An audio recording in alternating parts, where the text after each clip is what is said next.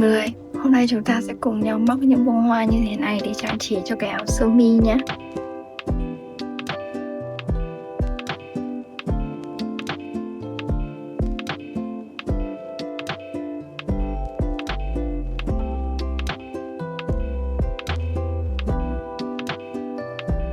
Len hôm nay mình sử dụng là len Susan 5, kim móc 3.5mm.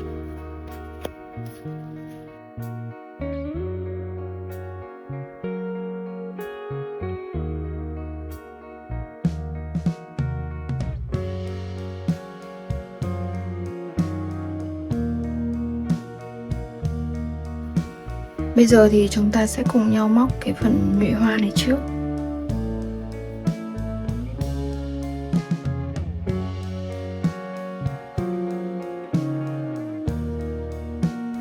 Ở phần nhụy hoa thì mình sẽ sử dụng len màu vàng để móc nhé.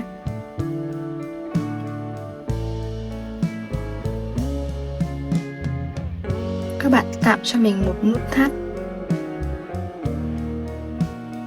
Tiếp tục lên 6 mũi xích.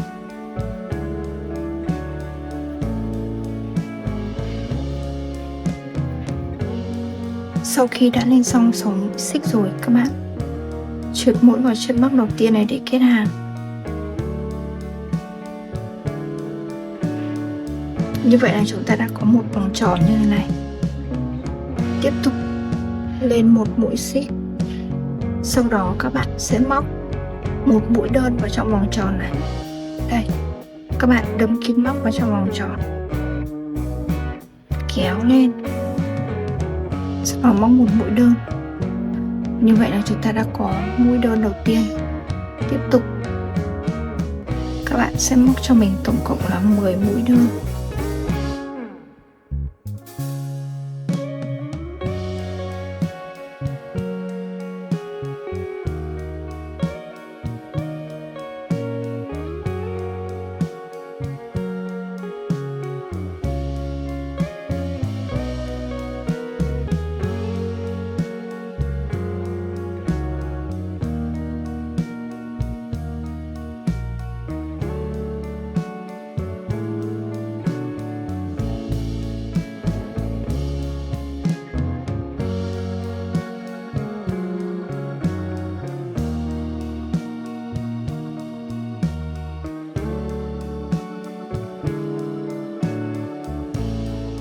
Sau khi đã móc xong 10 mũi đơn rồi, chúng ta sẽ đâm kim móc vào chân móc đầu tiên này để kết hàng. Chúng ta sẽ móc bằng một mũi trượt nhé.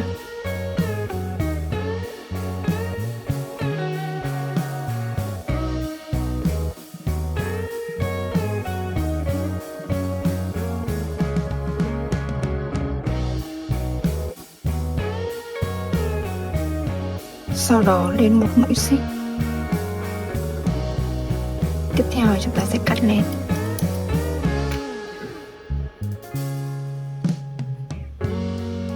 Như vậy là chúng ta đã móc xong cái phần nhụy hoa nhé.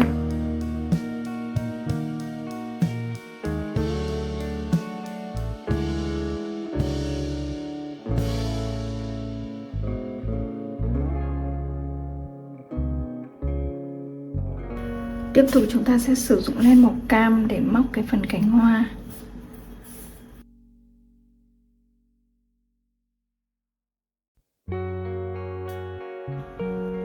Ở đây thì các bạn lựa chọn một chân móc bất kỳ trên cái phần hoa này để chúng ta bắt đầu móc cái phần cánh hoa nhé.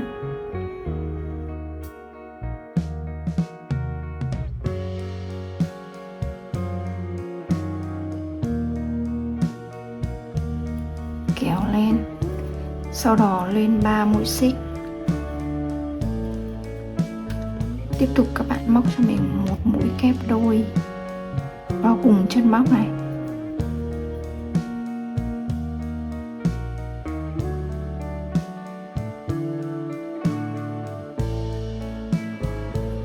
Tiếp tục móc một mũi kép đôi vào cùng chân móc. Tức là ở chân móc đầu tiên này chúng ta sẽ có 2 mũi kép đôi.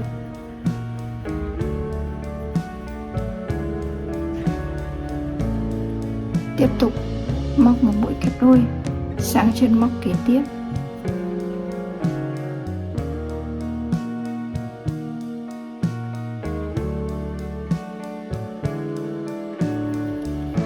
Tiếp tục là một mũi kép đôi cùng chân móc.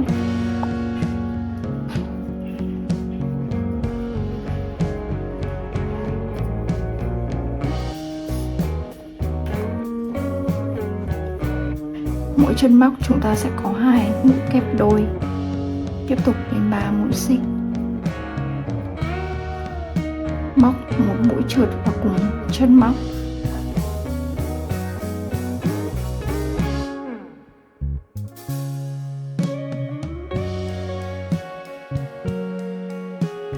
Tiếp tục các bạn sẽ móc một mũi trượt sang chân móc kế tiếp này nhé.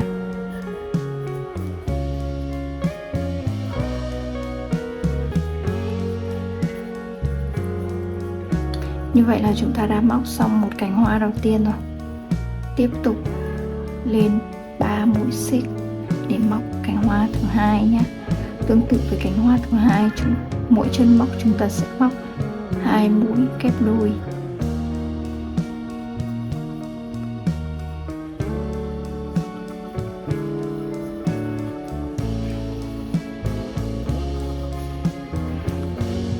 Tiếp tục một mũi kép đôi nữa.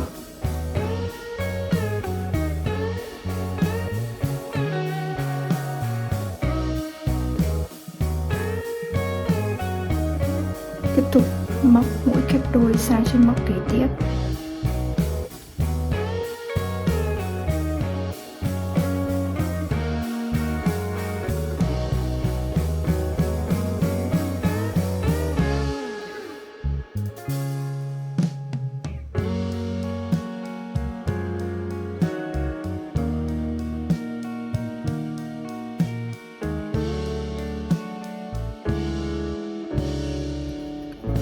Cuối cùng là móc 3 mũi xích, sau đó trượt vào cùng với chân móc này.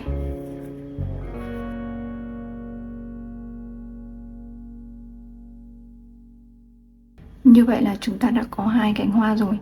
Tiếp tục các bạn trượt mũi vào chân móc kế tiếp để móc cánh hoa số 3 nhé. Sau khi trượt mũi xong, tiếp tục lên 3 mũi xích, móc một mũi kép đôi vào cùng chân móc.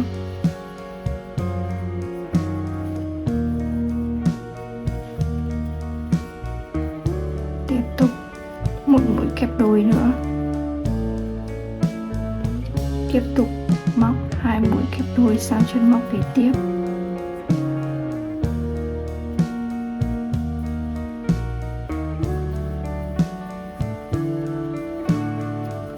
Cuối cùng lên 3 mũi xích, trượt mũi vào cùng chân móc. Như vậy là chúng ta đã có tổng cộng là 3 cánh hoa rồi. Tương tự thì chúng ta sẽ cùng nhau móc thêm 2 cánh hoa nữa.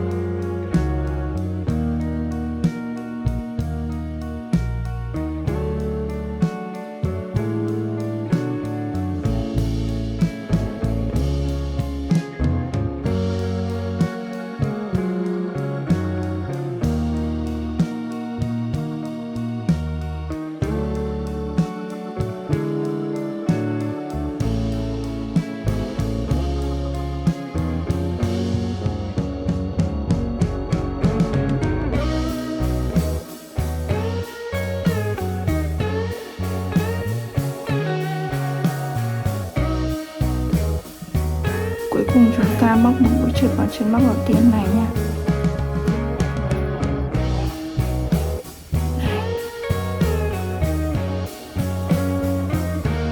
Sau đó lên một mũi xích, cắt len.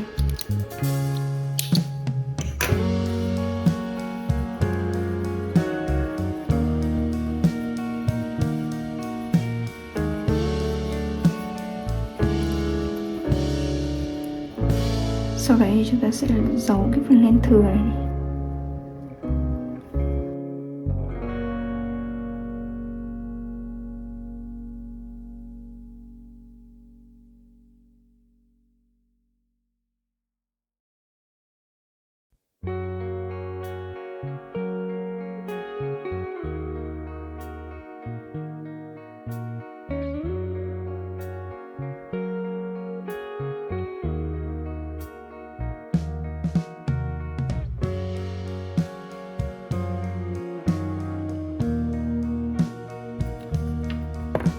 Cuối cùng thì cắt len.